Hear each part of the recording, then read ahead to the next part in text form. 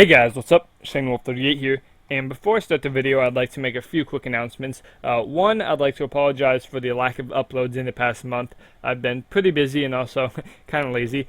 Number two, I'd like to give you guys a huge thank you for 1,000 subscribers. That is just insane, and I actually hit 1,000 about 3 weeks ago. At the time, I was at Minecon, which is why I did not upload anything, and I'm going to talk about this in a future video. Number three, I'd like to welcome everybody who came over from GamerGuppy's channel. He was kind enough to let me help out in his translational boat dynamics map. His video on it is really awesome. If you haven't seen it, I definitely recommend you check it out. I'm going to put a link to, or not a link to it, an annotation to it on the screen right now. And I'm actually using one of his creations from that video in this map. It's his car creation, and it's probably one of the craziest things I've ever seen in Minecraft. So let's just show you guys right now. Go into game mode 0, and what this machine does is it tells you how far you are on a road in a course and how much of it you've completed. So if I just start going right now and I go over here, you can see that the number 7 is on my XP bar and it's a little bit filled up. And the number 7 means I've completed 7% of this course. And if I keep going, so just go over this little ramp and hit the wall. Yeah, I'm not the best driver. Go over that turn and over here. You can see that I have completed exactly 50% of the course. And let me just do this little drift and over here on the ramp. And now I'm done with about 90% of the course. And if I keep going over here, boom, and now I've completed the course. And another feature that this has is if I go over here and I turn around, it will tell me that I'm going the wrong way. So yeah, it can detect if a player is going backwards, and yeah, that's pretty helpful.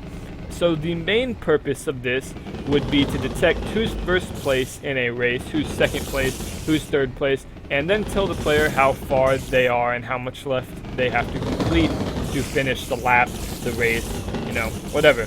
And that's really helpful if you're making a racing game. It's actually needed because you need to be able to tell who's in first place and whatnot, and who's behind them, how far they are, etc. And you can also tell exactly, or not exactly, but you can tell who the person is in front of the player if you want to have some red shell mechanic or something like that, because you can tell exactly who's in front of them, exactly who's in back of them, stuff of that sort. So let's just show you guys how this works. And just to mention really quickly, these cars are actually completely multiplayer friendly, which is insane considering the small amount of commands Guppy used to make that. And yeah, completely multiplayer friendly. They even have collision detection. That's just insane. So the commands right here that have black carpet over them are the commands that detect where a player is on the road. And to do that, it actually uses binary. So if you don't know what binary is, it's basically using the numbers of, or the powers of 2, so 1, 2, 4, 8, 16, 32, 128, etc., to make up all the numbers below what they add up to. This could be a quick demonstration.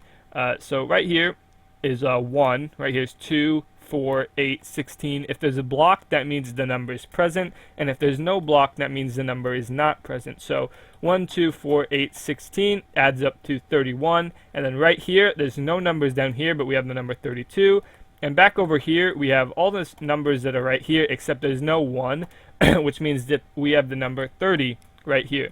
And that just goes throughout the whole course. So like if I was right here, for instance, whatever number was right here would be how far I am on the course, and then that's just divided by 305, which is the length of the course, to get the percent of how far you are in the, or on the road, I should say. Okay, so yeah, and then right over here are just the commands to detect if you're going the wrong way, which is basically just detecting if the number you're going to is lower than the number you're currently at, or you were just at 1 tick ago. And then right over here, we're just using some binary to give the player their XP bar progress and their XP level progress. And over here, we have a nifty little machine that I made to actually build this for me in a way. Let me show you what I mean. So if we go and set this display to R, and then I'm just going to set R, oh, it's already set to 75. So yeah, if we place this down, it will actually build the number 75 for me, so I don't have to like think about what blocks I'm supposed to place, because yeah, that would be kind of hard if I'm like I'm like, what do I need to place, you know? But yeah, this just builds it for me. So yeah, very simple.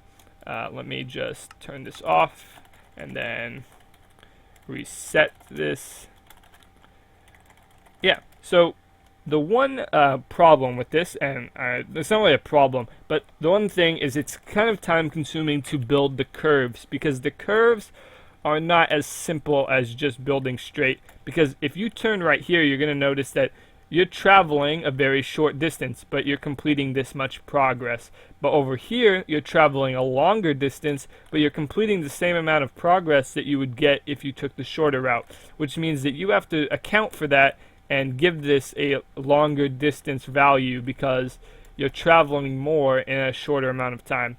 But besides that, it's pretty easy to build. It doesn't take too much time, and it's very accurate, and it does not lag at all, because the only thing, well, I mean, it lags a tiny bit, but it really has almost no lag, because all you're doing is detecting. For instance, if it's at level 9, you're giving them a score of 256. If it's a block at level 8, you're giving them a score of 128, and then that just goes all the way up to 1.